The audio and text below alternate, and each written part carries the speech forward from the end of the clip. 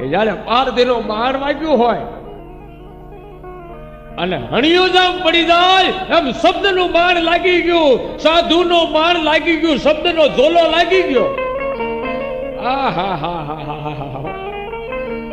શેખ ફરીદાને આટલા વેરના બાણ વાગ્યા ને ફકીર થઈ ગયો હો, ગરીબ ગા જેવો થઈ ગયો. જબ કોરોનો પડે પગમાં પડી ગયો, બાપુ હે બાપુ हमसे गलती हो गई हो, हमसे गलती हो गई बेटा. આમ જા માફી માંગી. પણ સાધુ છે ને ક્ષમાનો અવતાર, માફ કર્યો. शेख फरीदा એટલું બોલો કે બાપू हमारा उद्धार कीजिए, हमको बचाओ, हमारी लाज रखो. साधुનો હાથ ઊંચો થાય. ડુંગરપુરી બાપુનો હાથ ઊંચો થઈ ગયો, માથે હાથ મૂકી ગયો. शेख फरीदा उठ हाथ से, शेख फरीदा नहीं शेखपुरी महाराज बन जा. ભેગ પહેરી લીધો. આવ્યો તો બાપુને મારવા. શબ્દના બાણ લાગી ગયા.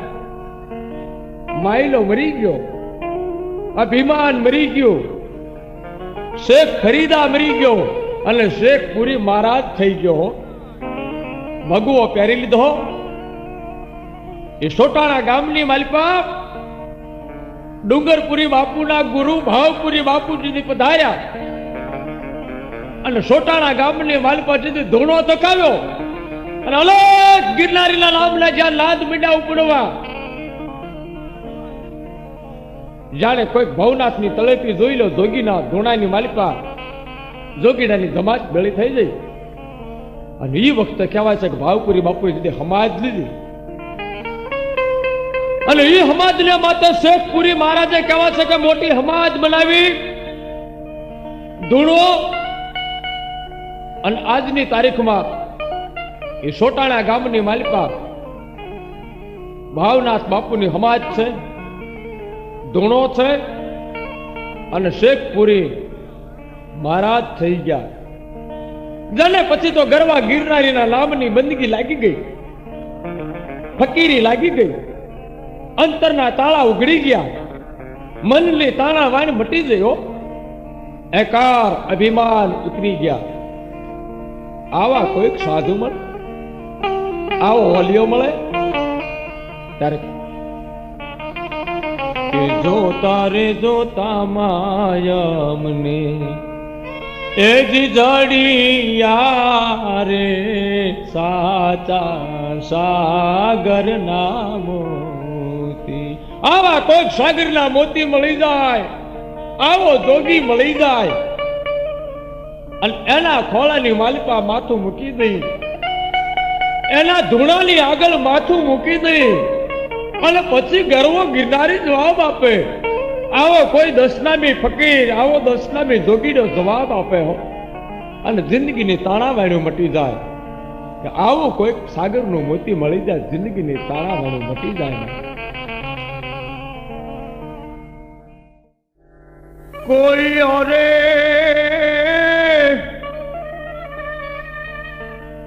એ કોઈ ઓરે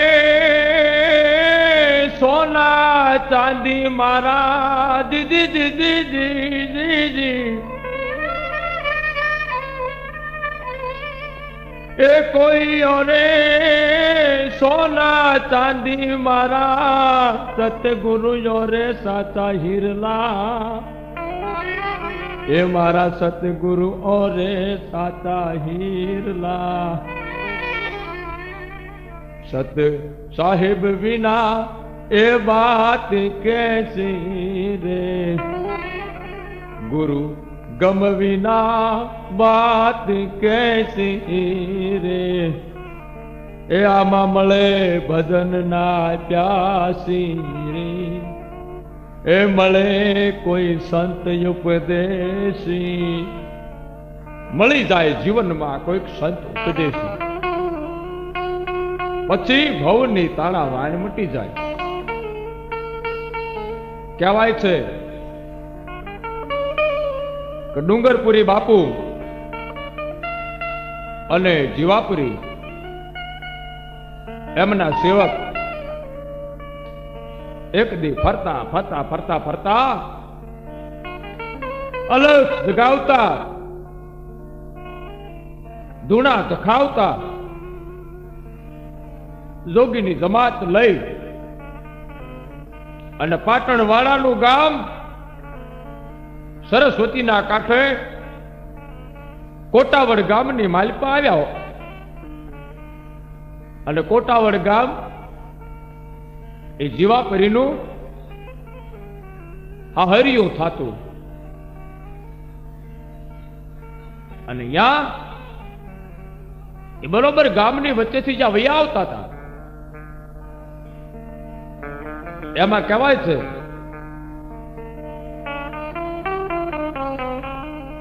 કે ગામના ઉગમણા વાહની માલિકા પથાજી દલાજી અને એના ઘરની જગ્યા ભાળી અને ડુંગરપુરી બાપુને ભજન કરવાનો ભાવ થયો, ધૂણો ધખાવાનો ભાવ થયો. बेटा पथाजी हमको यहां वजन करना है बापू તમારી જેવા જો સાધુ મારા આંગણામાં બહેન ભજન કરતા હોય તો આનાથી ઉજળી વાત કઈ, આનાથી રૂડી વાત કઈ. એ પથાજી દલાજી એના આંગણાની માલિકા ડુંગરપુરી બાપુના બહેણા થઈ ગયા, આસન જામી ગયો, ચીપિયો ખાડી ગયો,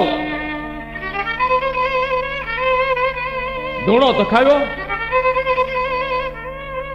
સતગુરુના નામની શબ્દની જ્યોતું શરૂ થઈ,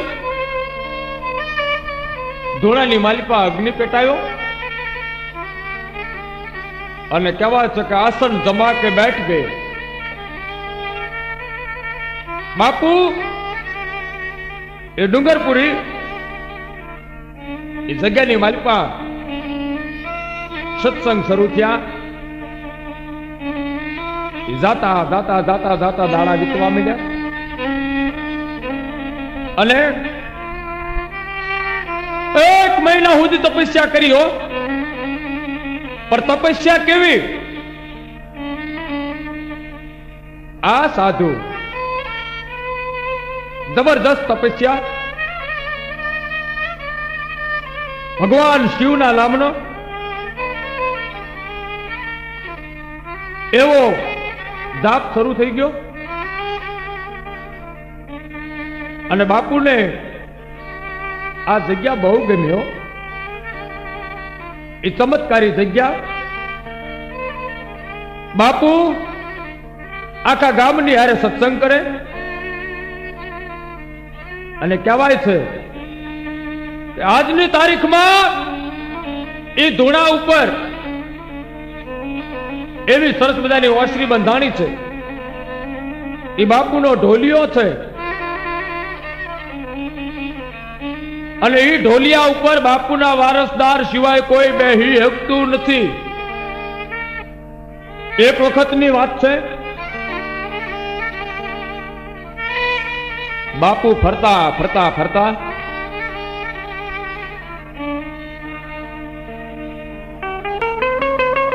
અમીરગઢની માલિકા આવ્યા.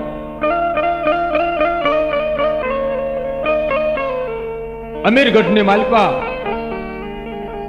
જીવાપુરી બાપુએ ભેખ પહેરી લીધો, સંસાર છોડ્યો અને માયા જાળ તૂટ્યા. અને પછી આમ કરતા કરતા કરતા કરતા કહેવાય છે કે ડુંગરપુરી બાપુ જીવાપુરી બાપુ બે જીવાપુરીના ગામ વરવસની માલિકા આવ્યા. વરવસ ગામની માલિકા સાધુનું રૂપ લઈને જીવાપુરી જેથી પગ મૂક્યો ત્યારે નામ એમનું જીવાજી હતું પહેલાનું, અને જીવાજીના ભાઈ હાથીજી. એ હાથીજીએ કહેવાય કે હળદૂત કર્યા, જીવાપુરીને એવા મેણા માર્યા, એ સાધુડા જતો રે જતો રે. તે તો કુળનું નામ મળ્યું, તું તો બાવો બની ગયો, તે તો બાપની આબરૂ કાઢી. અરે ધિકાર છે તને. જીવાપુરીને દુઃખ લાગ્યું. આહા,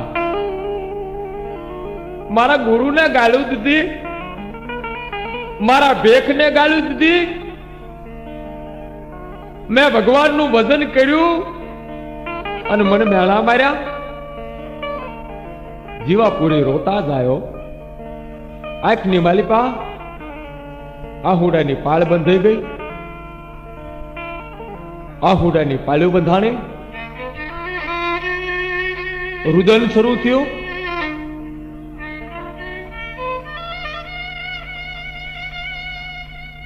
રોતા જાય, વલોપાત કરતા જાય. અને જીવાપુરી બાપુ એમ કહેવાય છે કે ઝોળીની માલિપાથી એક કટાર કાઢી અને કટાર લઈને કહેવાય છે કે હાથ ઊંચો કરી બકેટ જગ કરી પેટની માલિપા ઘા કર્યો ને આતરડાનો ઢગલો થઈ ગયો. લોહી ધાક ધાક ધાક ધાક ધાક ધાક મંડ્યું વહેતું થવા. લોહીની નીકળું વહેતું થઈ. જીવાપુરી બાપુ ઢગલો થઈ ગયા અને ગામ આખું જોઈ ગયો. ડુંગરપુરી બાપુ બોલ્યા, બેટા, हे बच्चा, मेरा लाल तूने क्या कर डाला? हाथीजी जोता था. बापूए કહ્યું જલ્દી એક ડોલ ભરીને પાણી લઈ આવો. આતોડા હેઠા પીડ્યા છે. એક ડોલ ભરીને પાણી આવ્યું. જીવાપુરીના આતોડા એ ડુંગરપુરી બાપુએ હાથમાં લીધા હો. લોહી નીતરતા આતોડા એ પેટની બહાર આતોડા નીકળ્યા. આંખોના ડોળા બહાર નીકળી ગયા હતા. જીવાપુરીનો જાણે હંસરાજ હાલ્યો ગયો હોય. ડુંગરપુરી બાપુએ આંછડા એ બે હાથની માલપા લઈને ડોલની માલપા નાખ્યા અને આતડાને ધોઈ નાખ્યા. અને પછી કહેવાય છે કે માળામાંથી કોઈક બચ્ચું હેઠું પડી ગયું હોય અને એને હળવે કરીને માળામાં મૂકી દઈ.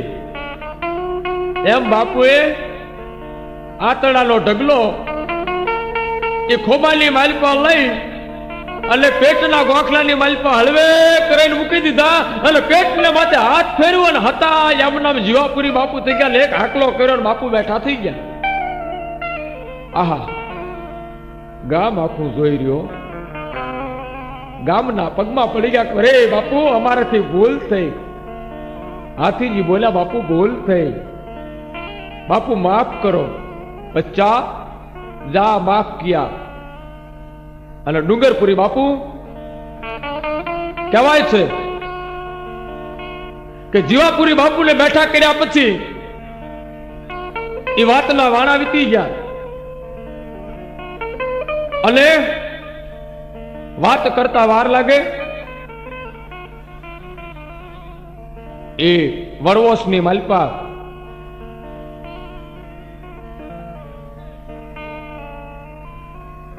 દિવસ ને માથે દિવસ મીંડ્યા જવા. પછી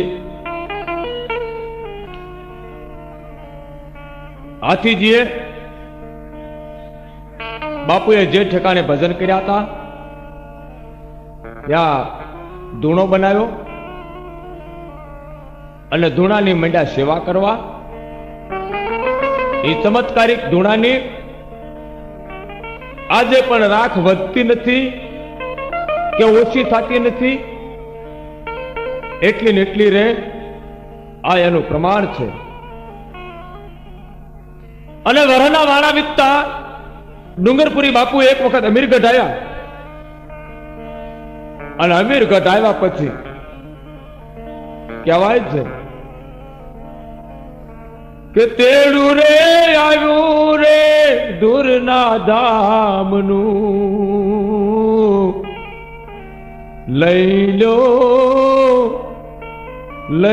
લો ને નામ હવે રામનું. મારા નાથનું તેડું આવ્યું, ગુરુ મહારાજનો આદેશ થયો અને ડુંગરપુરી બાપુ એ અમીરગઢની માલપા કહેવાય છે હમાજ લીધી અને જાતા જાતા જાતા એ જીવાપુરી બાપુ ગાદીના વારસદાર બન્યા. બાપુને વનવાસની માલિપાથી હમૈયા કરી અમીરગઢ લાવ્યા અને ડુંગરપુરી બાપુનો આખું ગુજરાત રાજી થાય એવો જબરદસ્ત સાધુ ને શોભે એવો ભંડારો થયો. અને એ વાત ના માથે વરહના ગલોટિયા ખાતા ખાતા વિયા ગયા. અને એકવાર કહેવાય છે કે જીવાપુરી બાપુને ભક્તિનો રંગ એવો લાગ્યો તો જાણે બીજો અવતાર જોઈ લો ડુંગરપુરી બાપુનો. એકવાર એમના ઘોડા ચરતા હતા અને એ ઘોડા જેઠા રબારી ના ખેતરની માલપા એ લીલું જ્યાં રજકોન સાહટીઓ જેવું ખડ થયેલું એ ઘોડા જીવાપુરી બાપુના ઈ સરતા બાળે. એ જેઠો રબારી બરોબર જીવાપુરી બાપુની સામે આવીને મંડ્યો છે રાડું પાડીને બોલવા. સાધુ ને ફાવે એમ મંડ્યો બોલવા. જીવાપુરી બાપુને અપમાન કરીને મંડ્યો બોલવા. અને એ વખતે ગામના રાજપૂત જુવાનિયા ગામના દરબારો એ જેઠાને જ્યાં મારવા માટે આગળ આવ્યા. એટલે જીવાપુરી બાપુએ કીધું ખબરદાર કોઈ કઈ કરતા નહીં. અને પ્રેમથી એટલું બોલ્યા જેઠા બચ્ચા અભિમાન મૂકી દે, મારા ઘોડા તારે જ ચારવાના છે. આટલી વાત થઈ. ઈ જેઠો કાળધાળ ઘરે જતો રહ્યો. પણ ઘરે ગયો એટલે કોઈ ધ્યાન પડ્યું નહીં. રાત દિવસ એક જ શબ્દ તારે મારા ઘોડા ચારવાના છે. જેઠો ગાંડો થઈ ગયો. જેઠો બજારની માલિપા ગાંડો થઈને ભટકતો થઈ ગયો. અને એકવાર એને પૂછ્યું આવી અમીરગઢના બાપુ જીવાપુરી બાપુના પગની માલિપા પડી ગયો. બાપુ તારો તોય તમે મારો તોય તમે, હવે મને સંસારના માયા મોહના પડ મારા તૂટી ગયા છે. બાપુ તારી લ્યો બાપુ. અને આટલી જે વાત થઈ અને બાપુનો હાથ ઊંચો થઈને જેઠા રબારીના માથે પડી જાય અને નામ ફૂલપુરી બની જાય. જેઠા આજથી જેઠો મટી ગયો, જેઠો મરી ગયો અને સાધુ બની ગયો. ફૂલપુરી નામ આપ્યું. ત્યાર પછી એક એવો પ્રસંગ બન્યો કે જીવાપુરી બાપુના હામૈયા થયા અને રાત દાડો ભજન હાલતા હતા. અને ગામમાં રાતે ભજનના એવા કહુંબા લાગી જાય, ભક્તિના રંગના કહુંબાઓ. ગામ આખું ભજનમાં હિલોળા કરે. એમાં ભગાજી કરી ગામનો જુવાન અને ઈ ભજનની માલપા શ્રીફળ લઈને જવા માટે દુકાને ગયો અને દુકાન વાળાની પાસે શ્રીફળ માંગ્યું. એક નાળિયેર આપો ને. દુકાનવાળાએ પૂછ્યું કે નાળિયેર આજ શું કરવું છે? એટલે ભગાજી બોલ્યા ગામમાં ભોભરો આવ્યો છે, ભોભરાના માથામાં ફોડવું છે. હે જીવાપુરી બાપુને ભોભરો કીધો કે બાપુના માથામાં ફોડવું છે. ભગાજી તો મસ્કરીની માલિપા બોલ્યો, પણ ભજનમાં જ્યાં નાળિયેરના એમ કહેવા છે કે પથ્થર ઉપર ઘા કરે પણ નાળિયેર ફૂટે નહીં. એટલે જીવાપુરી બાપુ ઢોલીએથી એટલું બોલ્યા કે ભગાજી ઈ શ્રીફળ એમ નહીં ફૂટે, ભોભરાના માથામાં માર તો ફૂટે. આ હા હા હા હા. ભગાજીના રોમ રોમ અંતરના તાર તૂટી ગયા. આહા આવા બાપુ બાપુના પગમાં પડી ગયો. કહે બાપુ મેં તો મસ્કરી કરી હતી, હું તો ભોળા ભાવમાં બોલ્યો, માફ કરો. તો કે હવે એ મારા કપાળમાં ફોડ્યા સિવાય નાળિયેર ફૂટશે નહીં. ગમે એટલા વાના કરતો એ શ્રીફળ અમથું નહીં ફૂટે. ભોભરાએ એક સાધુ જેવો શબ્દ એના માટે ભોભરો કીધો, પણ ભગાજીએ લઈને નાળિયેર જ્યાં બાપુના કપાળમાં મૂક્યું કાચલા થઈ ગયા. આવા ચમત્કારી બાપુ. અને એમના શિષ્ય આ જેઠા ખુમા રબારી ફૂલપુરી બન્યા. પણ ફૂલપુરી કીધાની વાત ને મારા નાથને વાત રાખ્યું કે એકવાર બાપુ જીવાપુરી બાપુ એ અમીરગઢ વેલડાની માલપા બેહીન જતા હતા. એમાં રસ્તાની માલપા શરીપડા ગામ આવ્યું અને ત્યાં ખબર પડી કે હવે આ દેહના તાર તૂટવાની તૈયારીમાં છે. મારા નાથનો આદેશ થઈ ગયો અને શરીપડા ગામની માલપા જીવાપુરી બાપુએ હમાજ લીધો અને જાતા જાતા જાતા ફૂલપુરી બાપુને વારસદાર બનાવ્યા. ફૂલપુરી બાપુએ જીવાપુરી બાપુનો ભંડારો કર્યો અને પછી ભગવા ભેખની ધણીના ધામની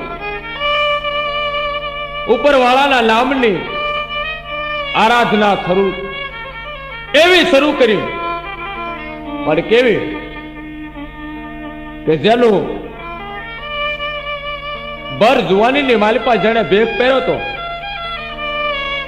અને 12 વર્ષ સુધી જેને એવા આકરા તપ કર્યા હતા કે શરીરની ઉપર હવાથી 1.5 મણ જેટલું લોઢું, લોઢાની બેડીઓ, લોઢાના કડા, યંગની ઉપર એટલું લોઢું અને 12 વર્ષની ભક્તિની માલિપા ઉનાળાના 4 મહિના હોય અને 4 મહિનામાં કહેવાય છે કે હોપારી ધરતીને માથે મૂકે અને એ હોપારીના માથે ઊંધા માથે માથું ટેકવી અને ફૂલપુરી બાપુ એ હમાજની ફરતા એ કહેવાય છે કે આસનની ફરતા